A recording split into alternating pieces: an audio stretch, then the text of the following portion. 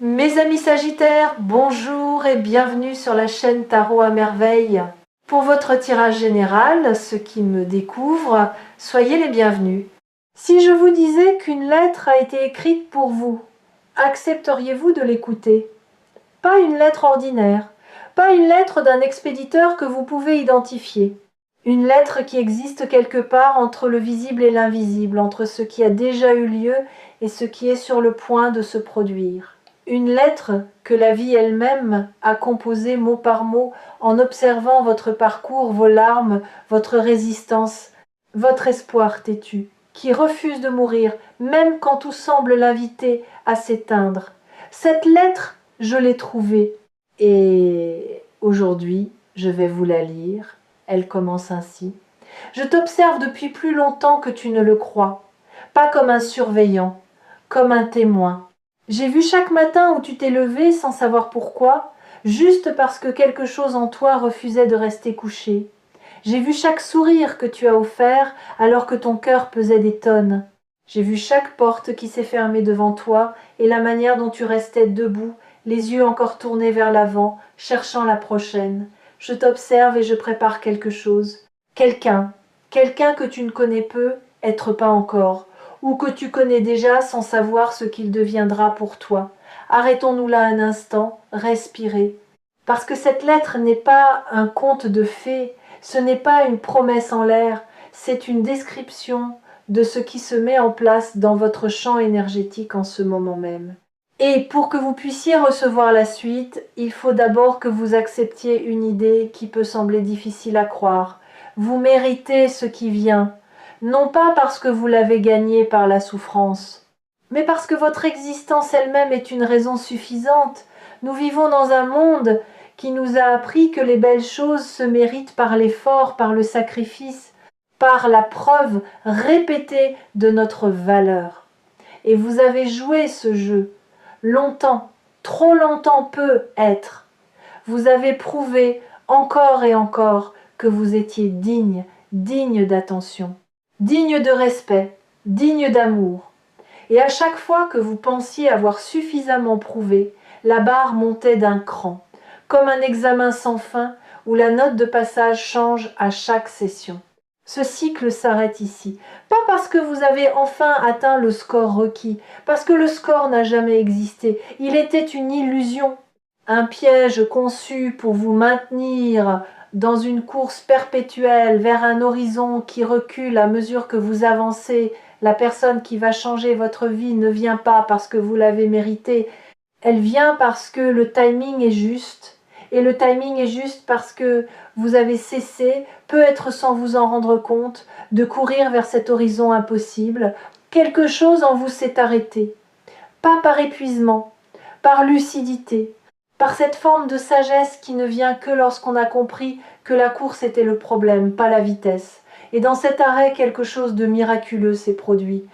Vous avez commencé à vous voir, pas à travers le regard des autres, pas dans le reflet de vos accomplissements ou de vos échecs. Vous vous êtes vu simplement tel que vous êtes, quand personne ne regarde. Et ce que vous avez vu ne vous a pas dégoûté. Ce que vous avez vu était quelqu'un de profondément humain, imparfait, oui, abîmé par endroits, oui, mais vivant, irréductiblement vivant, avec une capacité d'aimer qui a survécu à tout ce qui aurait dû la détruire, et cette vision de vous-même, aussi fugace qu'elle ait pu être, a envoyé une onde dans l'univers, comme une pierre jetée dans un lac immobile. Des cercles concentriques se sont formés, et ces cercles voyagent encore. Ils s'étendent, ils touchent des rives que vous ne pouvez pas voir. Et sur l'une de ces rives, quelqu'un a senti l'onde arriver. La lettre continue. La personne que je t'envoie n'est pas celle que tu aurais choisie. Elle n'est pas le portrait que tu as dessiné dans ta tête pendant toutes ces années. Elle ne correspond pas à la liste de critères que tu as construite à partir de tes blessures passées, cette liste qui n'est rien d'autre qu'un mur déguisé en standard. La personne que je t'envoie te surprendra. Et cette surprise sera la première preuve que quelque chose de nouveau est possible, que ta vie n'est pas condamnée à répéter les mêmes schémas, que le chapitre qui s'ouvre n'est pas la suite du précédent, c'est un livre entièrement différent. Cette idée mérite qu'on s'y attarde. Nous construisons tous, consciemment ou non, un portrait robot de la personne qui est censée nous rendre heureux. Ce portrait est façonné par nos expériences passées, par ce qui nous a manqué, par ce qui nous a blessés. Si vous avez souffert de l'indifférence, vous cherchez l'attention débordante. Si vous avez souffert du contrôle, vous cherchez la liberté absolue. Si vous avez été trahi, vous cherchez la transparence totale. Et ces recherches, aussi logiques qu'elles paraissent, sont des pièges, parce qu'elles ne vous guident pas vers ce dont vous avez besoin. Elles vous guident vers l'opposé exact de ce qui vous a fait mal.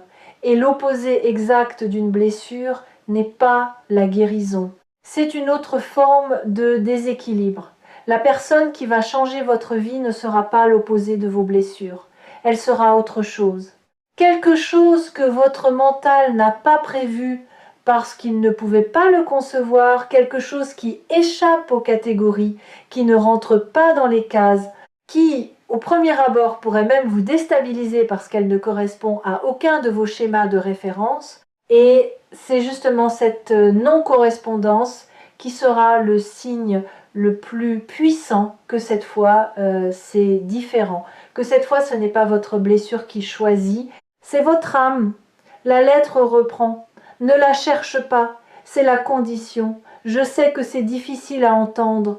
Toi qui as passé tant de temps à chercher, à espérer, à scruter chaque visage, chaque conversation, chaque rencontre en te demandant « est-ce toi, est-ce cette fois ?» Mais la recherche est un bruit. Et le bruit couvre le signal. Ce que je te demande, c'est de devenir silence.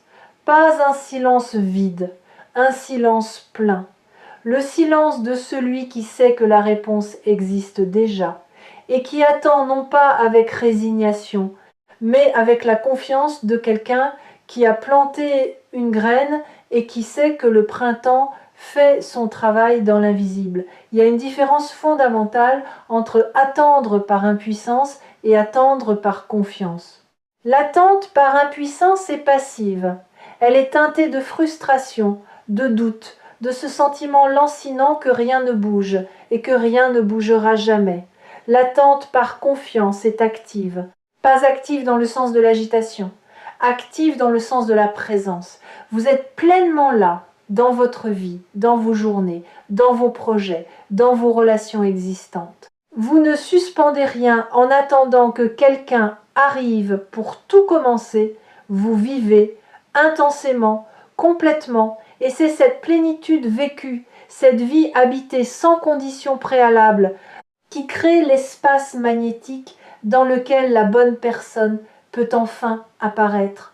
Parce que les gens qui vivent pleinement émettent une lumière particulière, pas une lumière flamboyante, spectaculaire, aveuglante, une lumière chaude, constante, comme celle d'une maison éclairée la nuit, vue de loin, qui donne envie de s'approcher, qui promet la chaleur et le refuge sans avoir besoin de crier pour se faire remarquer. Vous êtes cette maison, et votre lumière est allumée. Peut-être ne le saviez-vous pas, mais quelqu'un, quelque part, l'a déjà aperçue, et cette lumière, elle a une qualité que vous ne soupçonnez pas. Elle n'attire pas n'importe qui, elle attire ceux qui sont capables de la voir. Et la capacité de voir la lumière de quelqu'un d'autre est directement liée à la capacité de reconnaître sa propre lumière. Ce qui signifie que la personne qui sera attirée vers vous est une personne qui a fait son propre travail intérieur, pas nécessairement consciemment, pas nécessairement dans un cadre spirituel ou thérapeutique, mais à sa manière, par ses propres chemins, à travers ses propres tempêtes, elle est arrivée à un point de clarté suffisant pour reconnaître la vôtre. Et cette reconnaissance mutuelle, quand elle se produit, crée un phénomène que les mots décrivent mal, une sensation de familiarité immédiate, de confort inexplicable, de certitude silencieuse que quelque chose de rare est en train de se produire. Vous le sentirez, pas dans votre tête, dans vos os, dans ce lieu ancien au fond de vous qui reconnaît la vérité avant que la raison ne la comprenne. Si cette vidéo vous a trouvé sur Tarot à merveille, c'est que votre lumière a guidé votre clic autant que votre curiosité. Il y a une intelligence dans les choix que nous faisons sans réfléchir. Une intelligence du cœur qui sait, avant le mental, ce dont nous avons besoin. La lettre continue et ici, elle prend un ton plus intime. Il y a quelque chose que tu portes en toi et que cette personne va reconnaître immédiatement. Pas tes qualités visibles, pas ton humour, ton intelligence, ta beauté ou ton courage, quelque chose de plus profond, quelque chose que tu caches, cette part de toi que tu considères comme ta faiblesse, cette fragilité que tu dissimules sous des couches de compétence et de sourire, cette blessure que tu portes comme un secret honteux. C'est précisément cela que cette personne verra en premier. Et au lieu de s'en détourner, elle s'en approchera avec douceur, avec respect, avec la reconnaissance silencieuse de quelqu'un qui porte une blessure similaire et qui sait ce qu'il en coûte de la cacher au monde. Voilà peu, être la partie la plus difficile à entendre. Parce que nous passons notre vie à cacher nos fissures, à perfectionner notre façade, à nous assurer que personne ne voit ce qui se passe derrière le rideau. Et l'idée que quelqu'un puisse voir exactement ce que nous cachons et nous aimer, non pas malgré cela, mais à cause de cela, cette idée est terrifiante. Terrifiante et libératrice à la fois. Terrifiante parce qu'elle implique une vulnérabilité totale. Libératrice parce qu'elle promet la fin de l'épuisement. L'épuisement de prétendre, de maintenir le masque, de veiller à ce que les bonnes pièces soient éclairées et les mauvaises dans l'ombre. Imaginez un instant ce que serait votre vie si vous n'aviez plus besoin de ce masque. Si vous pouviez exister, simplement exister, avec tout ce que vous êtes, le lumineux et le sombre, le fort et le fragile, le certain et le tremblant. Imaginez la quantité d'énergie que vous récupéreriez. L'énergie que vous investissez chaque jour, chaque heure, dans le maintien de l'apparence. Cette énergie-là, une fois libérée, pourrait nourrir des rêves entiers, pourrait construire des projets qui dorment dans vos tiroirs, pourrait ouvrir des conversations que vous repoussez depuis des années. La personne qui arrive va déclencher cette libération, pas en forçant votre masque à tomber, en rendant le masque inutile, par sa seule présence, par sa manière d'être avec vous qui vous dira sans un mot que l'intégralité de votre être est bienvenue. Pas seulement les pièces présentables, l'intégralité. La lettre poursuit. Cette personne ne vient pas te sauver, je veux que ce soit clair, elle ne vient pas combler un vide, elle ne vient pas réparer ce qui est cassé. Tu n'es pas cassé, tu n'as jamais été cassé, tu as été plié, tordu, comprimé par les circonstances, par les attentes, par le poids d'un monde qui ne sait pas toujours accueillir ceux qui ressentent trop fort, mais cassé, jamais. Et cette personne le sait, elle ne te regardera pas comme un projet à restaurer, elle te regardera comme un paysage à explorer, avec fascination, avec patience, avec la certitude que chaque recoin, même les plus escarpés, cache une beauté que peu de gens ont la patience de découvrir. Cette distinction est essentielle. Être changé par quelqu'un ne signifie pas être réparé par quelqu'un. Le changement dont nous parlons ici n'est pas une correction, c'est une expansion. Cette personne ne va pas vous rendre meilleur en corrigeant vos défauts. Elle va vous rendre plus vaste en vous donnant la permission d'explorer des territoires de vous-même que vous aviez condamnés. Des espaces intérieurs que vous aviez fermés parce que, à un moment de votre vie, quelqu'un vous a fait croire qu'ils étaient dangereux. Votre sensibilité, votre intensité, votre manière de rêver trop grand, de sentir trop profond, de vouloir trop sincèrement. C'est trop qui vous ont été reprochés, parfois ouvertement, parfois par des silences qui disaient plus que des mots. Et ces trop sont en réalité des assez de sensibilité pour percevoir la beauté dans ce que les autres ignorent. Assez d'intensité pour vivre chaque moment avec une présence que la plupart des gens n'atteignent que dans les circonstances extrêmes. Assez de profondeur pour toucher les gens au-delà de leur surface et les faire se sentir ne serait-ce qu'un instant pleinement vus, ce ne sont pas des excès, ce sont des profondeurs. Et il faut quelqu'un qui sache nager pour les apprécier. La lettre arrive maintenant à un passage que j'hésite à lire, non pas parce qu'il est difficile, parce qu'il est d'une tendresse presque insoutenable. Sache que cette personne a aussi peur que toi. Elle porte ses propres cicatrices, ses propres doutes, ses propres nuits où elle se demande si elle est assez. Et c'est cette peur partagée, cette vulnérabilité symétrique qui rendra votre rencontre si puissante. Parce que deux êtres qui se rencontrent dans leur force ne créent qu'une alliance. Mais deux êtres qui se rencontrent dans leur fragilité créent un sanctuaire, un espace où la garde peut être baissée, où les armes peuvent être posées, où l'on peut enfin, se reposer dans la présence de l'autre sans craindre le jugement. Ce sanctuaire est ce que je te prépare, et il sera plus beau que tout ce que tu as connu, un sanctuaire. Pas un château, pas une forteresse, un sanctuaire, la différence est profonde. Un château protège par la hauteur de ses murs, une forteresse protège par l'épaisseur de ses remparts. Mais un sanctuaire protège par la qualité de ce qui s'y vit, par la sacralité de l'espace, par le respect mutuel qui en constitue les fondations. Vous n'avez pas besoin de murs épais pour vous sentir en sécurité avec la bonne personne.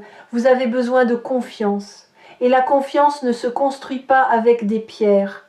Elle se construit avec des preuves quotidiennes, petites, répétées, silencieuses. Un message envoyé juste pour dire que l'on pense à l'autre. Une promesse tenue, même minuscule. Un regard qui dit « je suis là » quand les mots ne suffisent plus.